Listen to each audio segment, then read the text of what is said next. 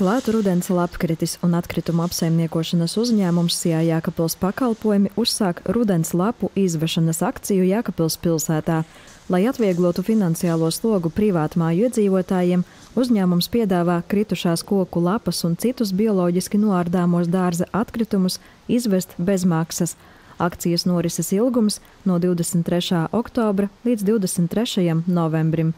Iepriekšējos gados Sijā Jēkabpils pakalpojumi iedzīvotājiem izsniedza speciālos maisus, bet šogad jauni maisi vairs netiek izsniegti. Tie, kuri bezmaksas maisus no uzņēmuma bija saņēmuši iepriekšējos gados, drīkst izmantot tos. Savukārt pārējie interesanti aicināti tā saucamos Big Bag maisus iegādāties veikalā.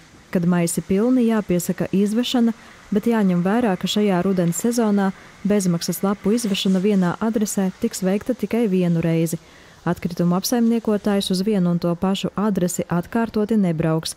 Izvešanas brīdī drīkst būt vairāki pilni maisi.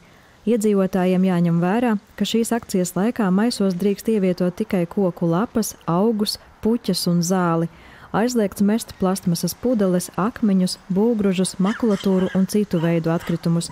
Kad pieteikta izvešana, maisi jānovieto ērti pieejamā vietā, kur viegli var piekļūt atkritumu savākšanas automašīna.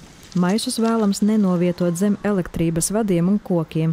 Izvešana jāpiesaka zvanot uz tāruņa numuru 29 145 520 vai 652 37 660. Sijā Jēkabpils pakalpojumi lapu bezmaksas izvešanu organizē ik rudeni. Akcija notiek jau 7. gadu. Jāatgādina, ka Jēkabpils pilsētā koku lapas un zarus dedzināt nedrīkst. Tie jānodod kā bioloģiski noārdāmie atkritumi.